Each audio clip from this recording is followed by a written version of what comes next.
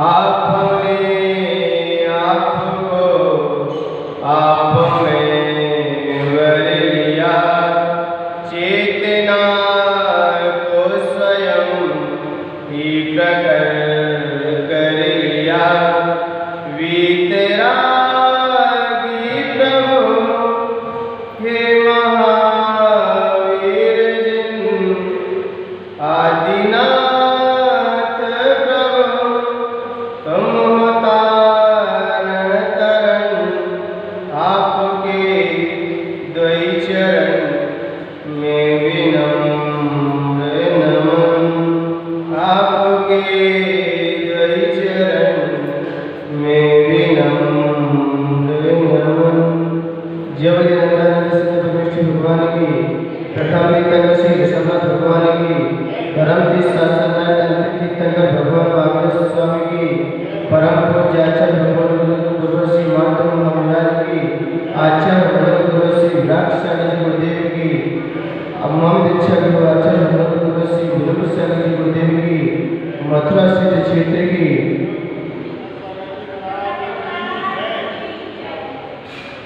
पाद कंठ मोर सिंकल स्थितांग, गाढ़ंबिहन निगड कोटि निवृष्टियंग।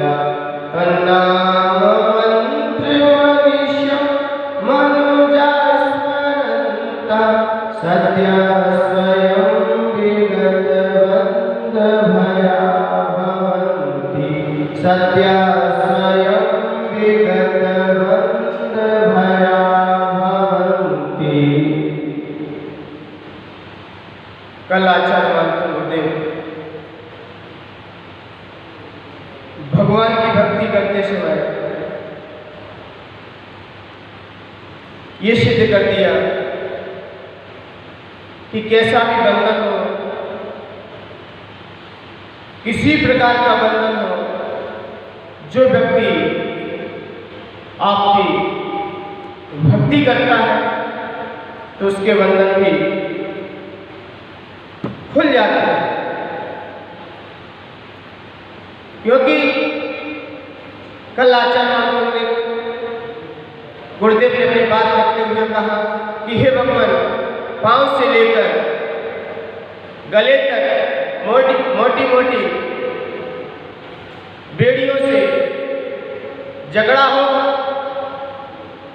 उनकी रगड़ से जाने छिड़ गई हो, ऐसे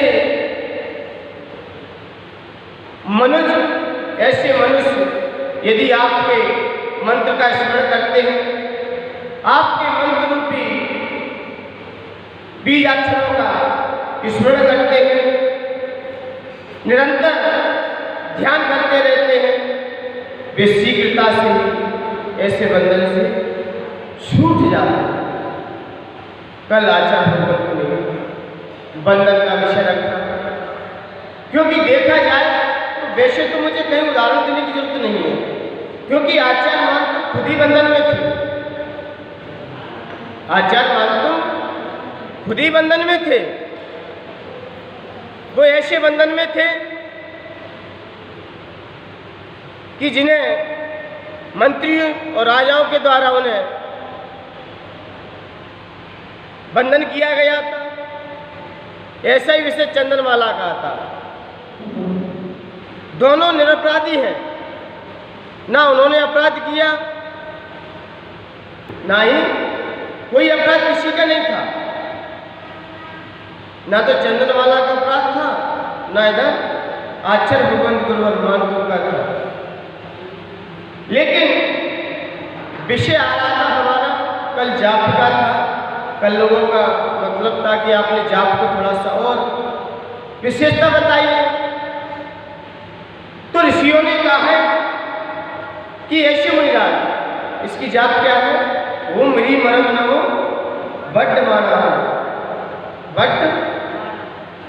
बट्ट मानानम। ऐसे मुनिराज जिनका ज्ञान कैसा है? बढ़ता हुआ, जिनका ज्ञान हमेशा निरंतर बढ़ता हुआ है, क्योंकि वर्तमान का ही मतलब है बढ़ना। अवधि ज्ञान के जब 6 भेद देखे गए तो पहला था अनुगामी। अनुगामी का मतलब क्या होता है?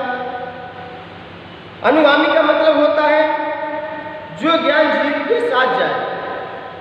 जो ज्ञान जीव के साथ जाए उसे क्या कहते हैं?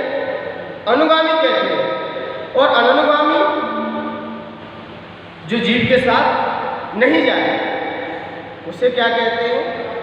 अनुगामी। अब आता है वर्तमान। वर्तमान ज्ञान का मतलब है ऐसा ज्ञान है जो हमें केवल ज्ञान तक ले जाए। कहाँ तक ले जाए? जो हमें केवल ज्ञान तक ले जाए। और हीयमान, हीयमान का मतलब होता है, हीयमान का मतलब होता है वो वर्तमान का मतलब होता है जो शुक्ल पक्ष की तरह बढ़ता रहता है। और हीयमान का मतलब होता है जो कृष्ण पक्ष की तरह घटता रहता है। जैसे चंद्रमा की कलाएं कृष्ण पक्ष में क्या होती है? घटती हुई होती है और शुक्ल पक्ष में बढ़ती हुई होती है। इसलिए पूर्णिमा के दिन संपूर्ण कलाओं को लेकर चंद्रमा उदित होता है और अमावस्या के दिन सारी कलाएं ढक जाती हैं। तो हीमान का मतलब क्या? कृष्ण पक्ष के चंद्रमा के समान जिसकी कलाएं घटती हुई हो। तो ऐसे ही जिसका ज्ञान घटता हुआ हो, अवस्थित जैसा है वैसा ही रहे। जो ज्ञान आपको है वो वैसा ही रहे। जैसे तिल मसे आदि देखे ना, वो जहाँ होते वहीं रहते, उनका कभी परिवर्तन नहीं होता। अब आता है अनवस्थित। अनवस्थित का मतलब क्या है?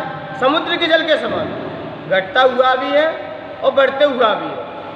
तो ये 6 प्रकार का अवधिक ज्ञान होता है। तो ऐसे मुनिराज है जिन्हें कैसा ज्ञान है? वर्तमान ज्ञान है, जिनका ज्ञान हमेशा क्या होगा? बढ़ता हुआ होगा। मुनिराज का ज्ञान बढ़ता हुआ होता है कि घटता हुआ होता है? श्रावक और मुनिराज में अंतर क्या है? श्रावक और मुनिराज में अंतर क्या है? अरे श्रावक बचपन में रहता है। जब छोटे बच्चे देखे ना कितना याद करते हैं, इतना पढ़ते रहते हैं कि उन्हें सब कुछ याद हो जाता है। और जैसे जैसे बड़े होते रहते फिर क्या होता है उनका? क्या होता है? जो याद किया है वो भी भूल जाते हैं। और मुनिराज जो संत बनते हैं वो जितने जितने वृद्ध होंगे वो भूलेंगे कि और बढ़ेगा उनका ज्ञान। मुनिराज जितने उम्र पे बढ़ते चले जाएंगे उतना ही उनका ज्ञान क्या? बढ़ता हुआ होगा। और श्रावक का क्यों? श्रावक का घटता हुआ क्यों है? क्योंकि श्रावक मोह माया में फंसा रहता है और संत लोग हमेशा मोह माया से दूर रहा करते हैं।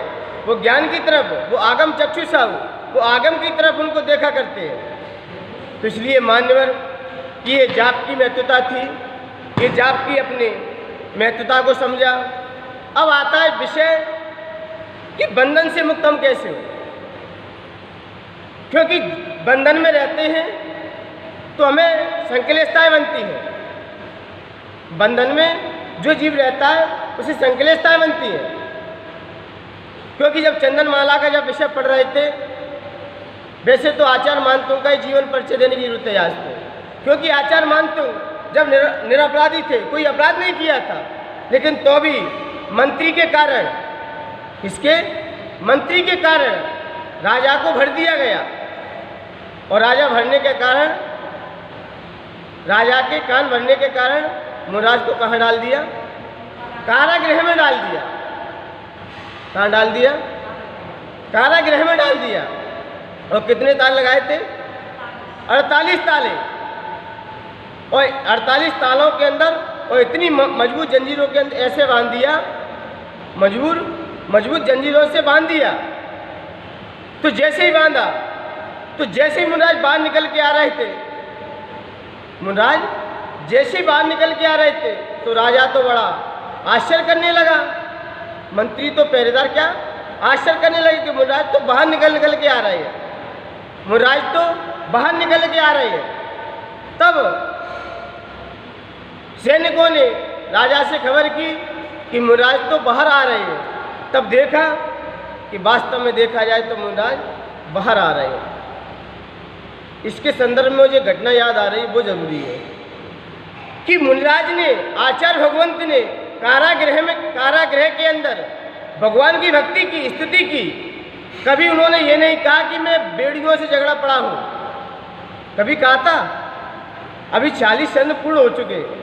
कभी इन्होंने अपनी पीड़ा को जाहिर किया?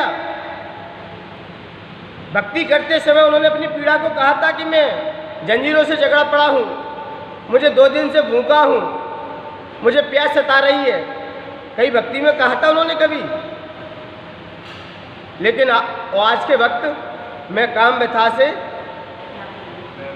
व्यथा से घायल हूँ और चारों गति में। बताओ ये भक्ति है कि आपकी, कि क्या है?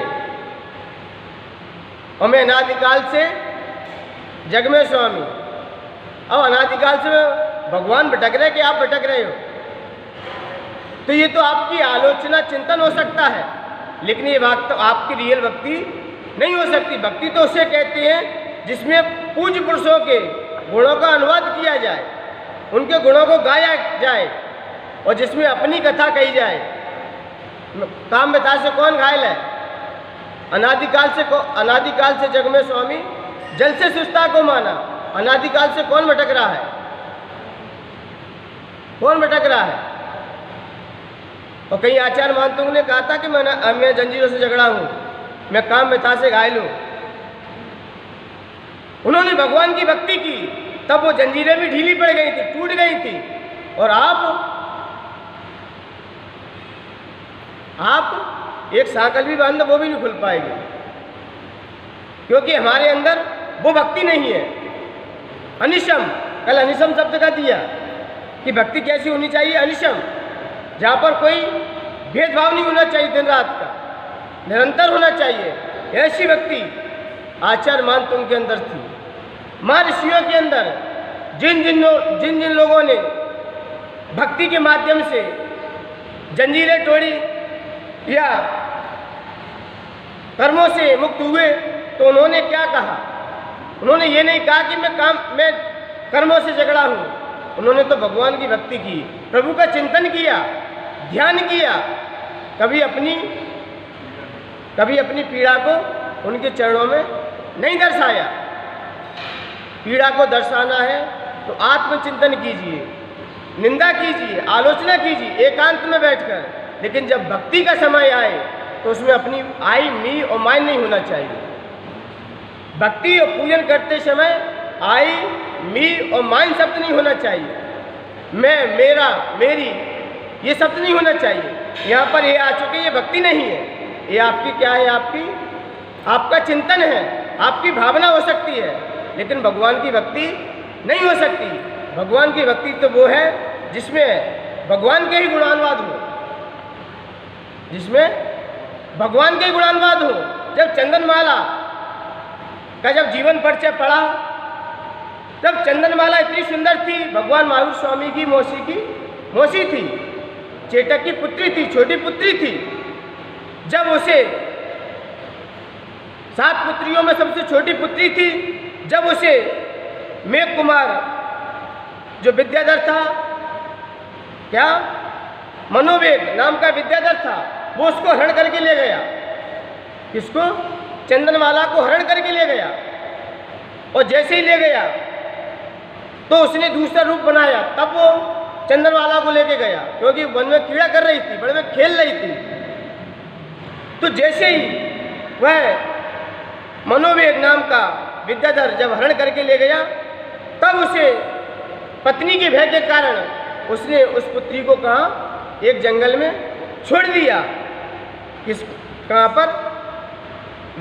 ऐरावत नदी के तट पर ही छोड़ दिया, क्योंकि पत्नी के भय से कोई पुरुष किसी को ले जाए और साथ में पत्नी हो तो फिर क्या हालत होगी? तो उसका तो जीना ही दुर्लभ हो जाएगा। तो उसने वही छोड़ दिया। तो जैसे ही वो चंदनमाला वन में विचरण कर रही थी, क्योंकि वन में थी और कौन था वहाँ पर? फल फूल खा के अपना जीवन यापन कर रही थी। तो जैसे ही उसे भील सामने दिखाई दिए, तो जैसे ही सामने भील दिखे तो वो तो डर गई, क्योंकि कहाँ महलों में रहने वाली और आज जंगल में है। क्योंकि कर्म की लीला न्यारी है, कर्मों की लीला विचित्र है। क्योंकि आज कोई महल में तो कोई वन में है, और कोई वन में है तो कोई महलों में है। महाराणा प्रताप कहाँ राज दरबार में रहते थे, राज शासन किया करते थे, और वक्त आया तो कहाँ गए, फिर जंगल में विचरण किया। मानवीय कर्मों की स्थिति अलग है। ऐसी चंदनमाला वो अपने पूर्व कर्मों का चिंतन कर रही थी, तो जब भीलों के पास गई तो उसने सारा जवाहरात था तो सब उतार दिया तो भील तो बड़े आसक्त हो गए। तो आसक्त हुए तो भीलों के राजा, जब भीलों के राजा के हाथ पहुंची कन्या, तो भील के राजा भी उस कन्या पे मोहित हो गए। तो इतने मोहित हो गए कि वो अपना सब कुछ भूल चुके। तो जब ऐसा भूले तो राजा की जो माँ थी उसको राजा के भावों का पता चल गया कि राजा के अंदर के क्या कैसे भाव बन रहे हैं। तब राजा की माँ ने समझाया कि जिस पुत्री पे आप मोहित हो रहे हो वो पुत्री कोई साधारण नहीं है, वह पुत्री कोई सुयोग्य है, कोई तीव्र बुद्धि है उसकी। तो जब ऐसा सुना तब राजा ने उसको अपने मित्र के साथ उस पुत्री को दे दिया। उसने अपने मित्र को उस पुत्री को दे दिया। तो मित्रवर जब ऐसा था तो जब लेके गया तो मित्रवर तो बड़ा सज्जन था, बड़ा प्रतिष्ठित था।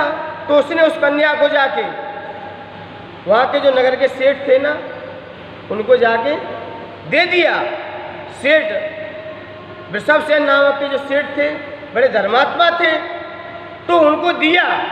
तो चंदनमाला जब रहने लगी उन सेठ के पास, तो सेठ के पास पुत्री नहीं थी, सेठ के पास पुत्री नहीं थी।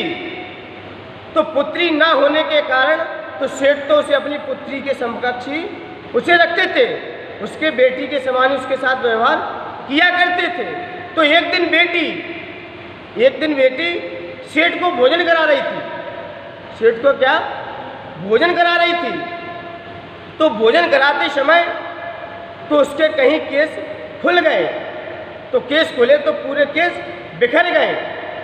तो जैसे ही बिखरे और सेठ को देखकर थोड़ा वो मुस्कुरा गई, केस खुलते ही और सेठ को देखकर मुस्कुरा गई। तो मुस्कुराने के कारण तो राजा को तो क्या, सेठ को तो कुछ महसूस नहीं हुआ, लेकिन ये सारा दृश्य किसने देख लिया, सेठानी ने देख लिया।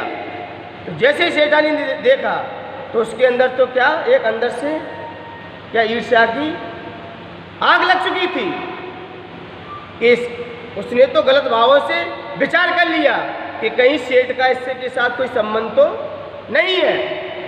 जब ऐसा विचार किया तो सेठ के सामने तो वो कुछ कर नहीं पाई, लेकिन सेठ एक दिन व्यापार करने के लिए जब दूसरे नगर में गए तब उस सेठानी ने समझा कि आज मौका अच्छा है, क्योंकि सेठ भी नहीं है। तो उस सेठानी ने उस कन्या के केसों को क्या काट दिया, और जो रूपवती थी उसके सुंदर सुंदर वस्त्र थे उनको सब उतार दिए, और जीर्ण शीर्ण बड़े मैले कुचेले कपड़े उसे पहना दिए।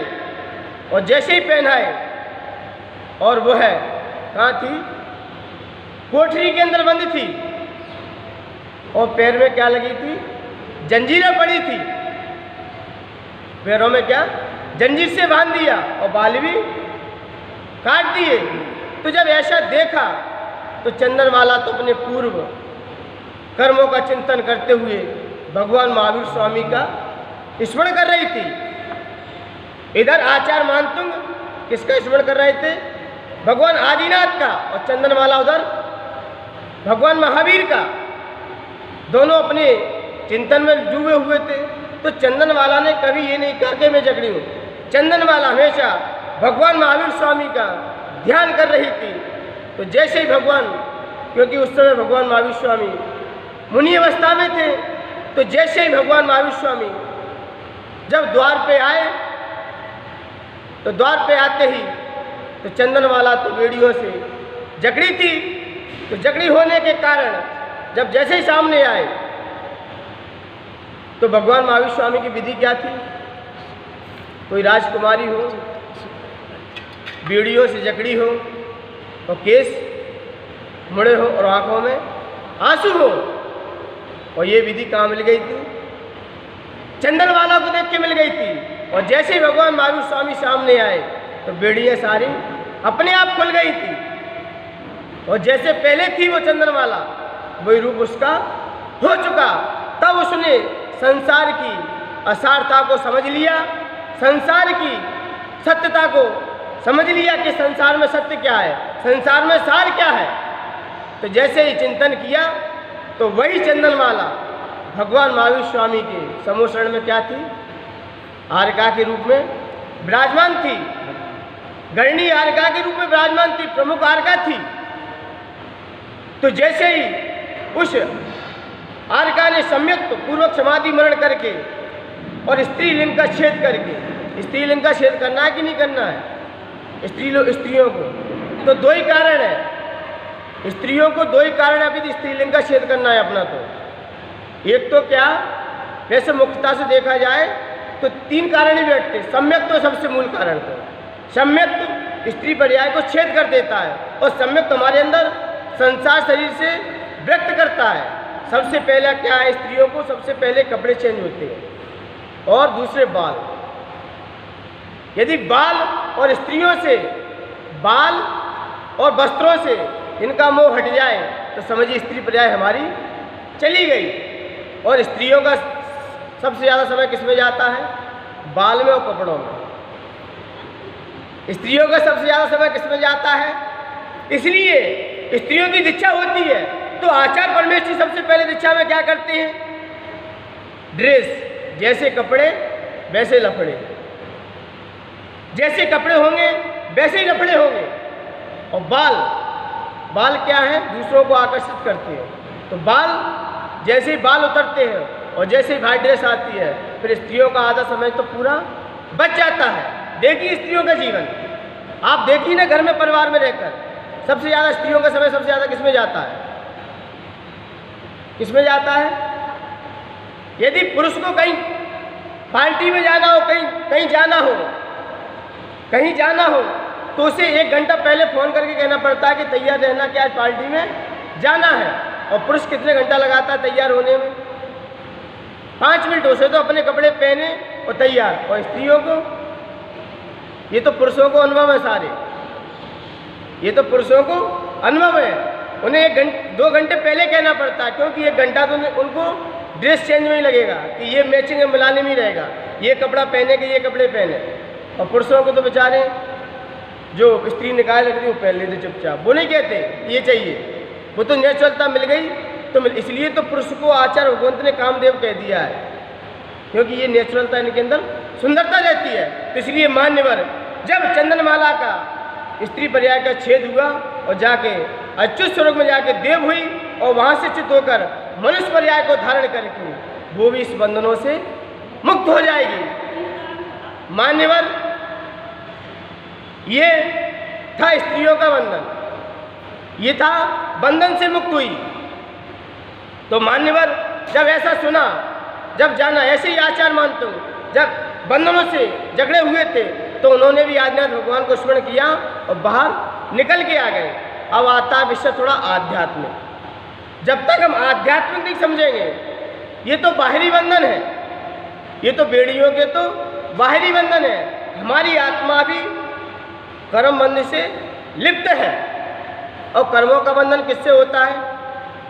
आत्मा कर्म से कब लिपटती है? आत्मा कर्मों के बंध से कब बनती है? कितने कारण हैं? तो आचार्य भगवंत उमा स्वामी तत्वा सूत्र में कह रहे हैं, तत्वा सूत्र में आचार्य भगवंत उमा स्वामी स्पष्ट कह रहे हैं कि व्यक्ति, ये जीव कर्मों से बनता है तो 5 कारण से बनता है। कितने कारण से? 5-6 कारण से बनता है। मिथ्या दर्शनावृत्ति, प्रमाद, कसाय, योगा बंध हेतुवा। ये बंध के हेतु है। सबसे पहले मिथ्यात्व, दूसरा मिथ्या दर्शन, सबसे पहला मिथ्या दर्शन, दूसरा अव्यति और तीसरा प्रमाद और चौथा कषाय और पांचवा योग। इनसे जीव क्या होता है? कर्मों से बन जाता है। किससे बनता है? 5 मिथ्यात्व, 12 अव्यति, 15 प्रमाद, 25 कषाय और 15 योग। इनके कारण ये जीव क्या होता है? बंध जाता है। आपको बंधना है कि बंधन से मुक्त होना है? क्या होना है? बंधन से मुक्त होना है कि बंधन में बंधना है? यदि आपको बंधन से मुक्त होना है, यदि बंधन से मुक्त होना है तो आचार्य भगवंत उमा स्वामी तत्व सूत्र में 9वें अध्याय में ही स्पष्ट फिर कह रहे हैं कि यदि इस बंधन से मुक्त होना है तो आचार्य उमा स्वामी का कहना है सा गुप्ती समिति धर्मानुप्रेक्षा परिचय जय चारित्र। यदि ये हमारे अंदर होंगे 3 गुप्ती, 5 सम्मति और 12 अनुप्रेक्षा है, 12 प्रकार की भावनाओं का चिंतन और 22 प्रकार का क्या परिचय है और 10 प्रकार का धर्म, यदि ये हमारे अंदर है तो हम इस बंधन से भी मुक्त हो सकते हैं। यदि ये हमारे अंदर नहीं है तो आप कर्मों से बनते ही रहोगे, क्योंकि ये संबर और निर्जरा के हेतु है और ऊपर बताए थे वो बंधन के हेतु है। इसलिए मान्यवर आपको इन बंधनों से मुक्त होना है, आपको इन बंधनों से मुक्त होना है। तो इस प्रकार 57 प्रकार का जो आश्रम, जो संबर और जो निर्जरा के हेतु बनाए, ये जीवन में अंगीकार करने से ही हम इन बंधनों से मुक्त हो सकते हैं। तब जब ये तो मुनराज का विषय हो गया, ये तो महापुरुषों का विषय हो गया। अब किसी ने पूछा, भगवान महावीर स्वामी के सम्मोषण में किसी ने, गौतम स्वामी ने पूछा कि हे भगवान, आप तो ये बताइए कि संसार में बहुत सारे जीव भरे पड़े हैं, बहुत सारे जीव हैं, तो इन जीवों से हम इन कर्मों से कैसे बचें ताकि हमें नवीन कर्मों का बंध ना हो? इन कर्मों से हम कैसे बचें ताकि हमें नवीन कर्मों का बंध ना हो, ताकि हमें नवीन कर्मों का बंध ना हो? तो फिर आचार्य भगवंत जब भगवान महावीर स्वामी की दिव्य देशना में कहा कि हे भव्य जीवों, हे गौतम, कि आपको इस संपूर्ण जीव राशि से बचना है, इन कर्मों से बचना है, इन क्रियाओं से बचना है। कैसी? हम किस प्रकार की क्रिया करें ताकि हमें नवीन कर्मों का बंध ना हो? तब भगवान महावीर स्वामी की दिव्य देशना में खड़ा, कदम चरे, कदम चिट्ठे, कदम मासे, कदम सहे, कदम भुज्जीज भाष्यज एवं पावई न बंदई। कि हे भव्य जीव, हे गौतम, आप यत्न पूर्वक चलो और यत्न पूर्वक बैठो और यत्न पूर्वक ही सो और यत्न पूर्वक ही खाओ ताकि आपके नवीन कर्मों का बंध ना हो। जब हमारे अंदर यत्नाचार पूर्वक क्रिया आ जाएगी तो हमें भी ये नवीन कर्मों का बंध नहीं होगा। और जब तक हम यत्नाचार पूर्वक क्रिया नहीं करेंगे, यत्न पूर्वक क्रिया नहीं करेंगे, तब तक हम इन कर्मों से मुक्त नहीं हो सकते। कोई भी क्रिया करो, विवेक पूर्वक करो, यत्न पूर्वक करो ताकि आपको नवीन कर्मों का बंध नहीं होगा। और यदि आप प्रमोदवश कोई क्रिया करोगे तो कहीं ना कहीं कर्मों का बंध होता ही रहेगा। तो ऐसा महर्षियों का उपदेश रहा है। अब ये आया विषय महामुनिराजों का। ये विषय किसका आया था? महामुनिराजों का। अब आया विषय कि संसार में प्राणी ये कर्मों से बंध रहा है, तो ये कर्मों से कैसे छूटे? क्योंकि श्री कृष्ण ने भी कहा है कि जब अर्जुन से जब वार्तालाप चल रही थी उनकी, जब वो चर्चा कर रहे थे, तब उन्होंने अपनी अर्जुन से बात रखते हुए कहा कि आपने तो भगवान कह दिया कि कर्म ही बंध का कारण है, और कहीं आप कह रहे हैं कि कर्म किए जाओ, कर्म किए जाओ, अर्जुन अपने कर्तव्य करो, और कहीं कह रहे हैं कि कर्म बंध का कारण है। तो बस इसका इतना ही अभिप्राय है। वहाँ पर भगवान श्री कृष्ण का इतना अभिप्राय था कि उन्होंने कहा कि कौन सा कर्म करना चाहिए तो कौन सा कर्म नहीं करना चाहिए। उनके अभिप्राय को समझिए। उन्होंने ये कहा कि जिस कर्म में इंद्रियों की पुष्टि हो, विषय वासना की पुष्टि हो, वह कर्म बंध का कारण है, और जिस कर्म में, जिस क्रिया में, जिस कर्तव्य में आत्मोत्थान की भावना हो, आत्मोद्देश्य की भावना हो, वह कर्म बंधन का कारण नहीं है, वह कर्म बंधन का कारण नहीं है, क्योंकि वह कर्म तो मुक्ति दिलाने वाला है। मुनिराज भी क्रिया करते हैं, मुनिराज भी भोजन करते हैं, ज्ञानी भोजन करता है। तो ज्ञानी भोजन करता है कि कराता है? ज्ञानी भोजन करता है कि कराता है? जब मुनिराज भोजन करने के लिए, आहार करने के लिए जाते, तब क्या कहते हैं? मैं भोजन कराने जा रहा हूँ। और अज्ञानी क्या कहता है? मैं भोजन करने जा रहा हूँ। जहाँ पर करने जा रहा हूँ, यहाँ पर कर्म का बंध है, और जहाँ पर मैं भोजन करा रहा हूँ, मैं यहाँ पर भोजन करा रहा हूँ, तो यहाँ पर बंध नहीं है। तो किसको भोजन करा रहे हो? क्योंकि आत्मा तो भोजन करती नहीं, मैं शरीर को भोजन कराने जा रहा हूँ। और अज्ञानी क्या कहता है? मैं भोजन करने जा रहा हूँ। और ज्ञानी क्या कहता है? भोजन कराने जा रहा हूँ। तब ऐसा श्री कृष्ण ने संबोधन दिया।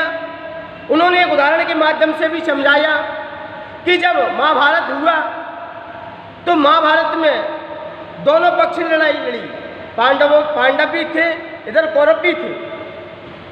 उन्होंने जब समझाया, क्या अर्जुन के भाव युद्ध करने के थे क्या? क्या पांडवों के अंदर युद्ध करने के भाव थे क्या? और कौरवों के अंदर युद्ध करने के भाव थे? उन्हें तो राज संपदा चाहिए थी, उन्हें तो राज विभूति चाहिए थी। इसलिए उन्होंने क्या? युद्ध किया। और युद्ध में दोनों सेनाएं, दोनों तरफ की सेना मरी। बताइए कर्मों को बंध सबसे ज़्यादा किसको हुआ? कौरवों को हुआ, क्योंकि कौरवों का लक्ष्य था और इनका कोई अभिप्राय नहीं था। रामायण में भी राम की तरफ की सेनाएं मारी गई थी और रावण की तरफ की भी। लेकिन राम का उद्देश्य था कि मैं युद्ध करूं, लेकिन उनका भी एक क्षत्रियपन था, क्योंकि वो संकल्पी हिंसा का त्यागी थे, लेकिन विरोधी हिंसा के त्यागी नहीं थे। इसलिए श्रावक लोग विरोधी हिंसा में तो त्यागी है ही नहीं, क्योंकि अपनी रक्षा करने के लिए, अपने परिवार की रक्षा करने के लिए युद्ध कर सकते हैं, क्योंकि ये तो अपना धर्म है, ये तो अपना कर्तव्य है। आपकी स्त्री पे कोई आक्रमण कर दे तो आप ये नहीं समझो कि हम इससे मुक्त हो जाए। अरे आपका बचाव है, आपको उसे जीतना चाहिए, उसको बचाना चाहिए, आपका धर्म है। यदि ये नहीं दिखाओगे तो आप एक नास्तिकपन जाहिर कर दोगे। तो ये तो विरोधी हिंसा के तो त्यागी तो आप लोग हो नहीं, संकल्पी हिंसा के श्रावक लोग त्यागी रहते हैं। इसलिए युद्ध हुआ दोनों में। लेकिन रावण के अंदर क्या था कि मैं इसे छोड़ूंगा नहीं। तो हिंसा का सबसे ज़्यादा दोष किसको लगा? रावण। इसलिए मान्यवर, जहाँ पर आपका उद्देश्य इंद्रिय विषय वासनाओं के प्रति जाता है और कोई भी कर्तव्य करते हो, भगवान की पूजन भी करते हो, भगवान की भक्ति भी करते हो, भगवान की अर्चना भी करते हो, यदि इंद्रिय विषय भोग की आप आकांक्षा लेके भगवान की स्तुति वंदना करते हो, तो ये स्तुति वंदना भी आपको कर्म बंध में कारण है। और आप भगवान की भक्ति करते समय, भोजन करते समय यदि ये भाव रखते हो, युद्ध करते समय ये भाव रखते हो कि मेरी युद्ध करने की कोई भावना नहीं है, मुझे तो युद्ध मजबूरी में करना पड़ रहा है, तो ये कर्म का बंध, यहाँ पर ऐसे जीवों का कर्मों का बंध भी नहीं होगा जो हमें कर्म संसार का कारण बने। इसलिए मान्यवर कर्म बंधों को आप समझिए। इसलिए आचार्य भगवंत आज भक्ति करते समय यही कह रहे हैं कि हे भगवान, जो आपको सच्चे दिल से आपको स्मरण करता है, आपको ध्याता है, आपके मंत्र की जाप करता है, तो वो भी ऐसे कर्मों से क्या हो जाता है, मुक्त हो जाता है। कितनी भी बेड़ियाँ डली हो, कितनी भी जंजीरें पड़ी हो और कितना भी उसके खून निकल रहा हो, लेकिन ऐसे बंधनों से वो क्या हो जाता है, मुक्त हो जाता है। अरे ये बाह्य बंधन से मुक्त होता तो होता ही है, लेकिन अंतरंग जो कर्म, जो आत्मा में जो कर्म लगे हुए हैं, उनसे भी ये जीव एक दिन मुक्त हो जाता है। माध्यम क्या है? आपकी भक्ति से ही हर व्यक्ति के कर्मों का नाश होता है।